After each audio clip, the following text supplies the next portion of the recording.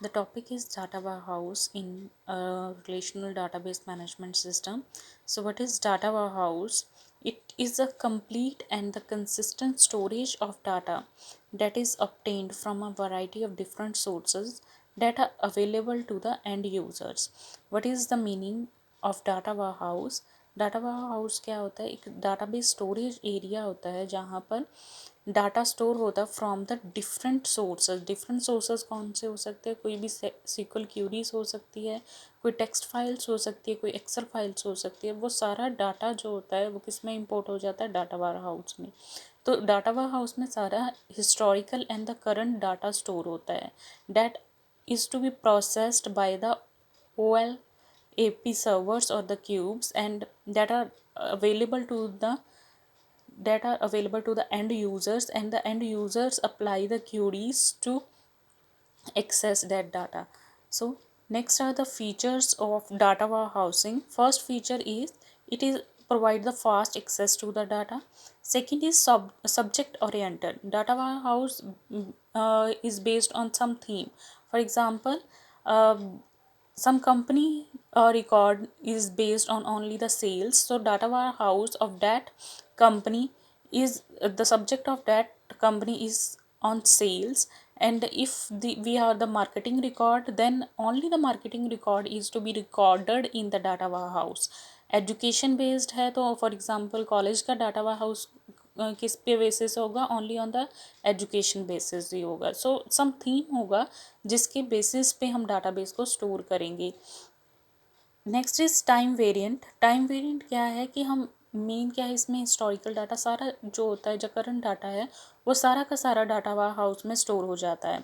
Like कि हम कोई भी पीएनबी बैंक है वो अपने पिछले साल का रिकॉर्ड जो है वो इस साल के रिकॉर्ड से कंपेयर करना चाहती है, तो वो डाटा वेयर हाउस में सारा का सारा डाटा पड़ा होगा।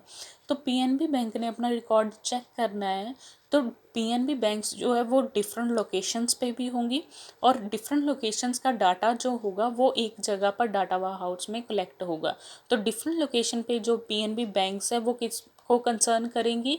जो मेन डाटाबेस लोकेशन है जहाँ पर सारा डाटा कलेक्ट हुआ है। तो टाइम वेरिएंट है तो वो सारा का सारा data timely basis, day, week, months के अकॉर्डिंग वहाँ पर रिकॉर्ड होगा। So it helps to study the trends and the changes. So next feature is the non-volatile. Non-volatile means data जो एक बार वहाँ पर स्टोर हो गया डाटा हाउस में वो चेंज नहीं होगा, और इट इज़ रीड ऑनली कि यहाँ पर हमेशा स्टोरेज होती है और उसको हम एक्सेस कर सकते हैं, बट वहाँ पर कोई भी अपडेशन नहीं होगी, डाटा पे राइट ऑपरेशन नहीं होगा। It analyse the historical data and tells about when and what happened for the comparison purpose. Next feature is the integrated. Integrated means definition में ही बता दिया है कि डाटा वेयर हाउस क्या होता है कि डिफरेंट सोर्सेज से जो डाटा इंटेग्रेट होके कलेक्ट करके हम एक डाटा सोर्स में स्टोर करवा देते हैं, like the main frame, relational data basis, flat files etcetera. But जब स्टोर करते हैं तब ये डाटा को क्या है, कंसिस्टेंसी प्रोवाइड कर देता है by naming conventions, format and coding. So it provide the effective analysis of data.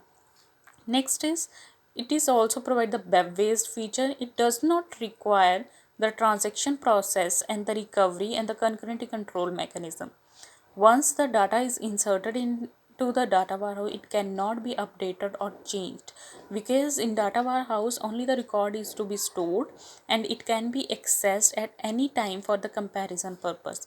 Next, operations क्या क्या perform होते हैं data warehouse में? Only the data loading and data access. The common accessing systems of data warehouse include the queries, analysis and reporting. So next is the three-tier architecture of data warehouse.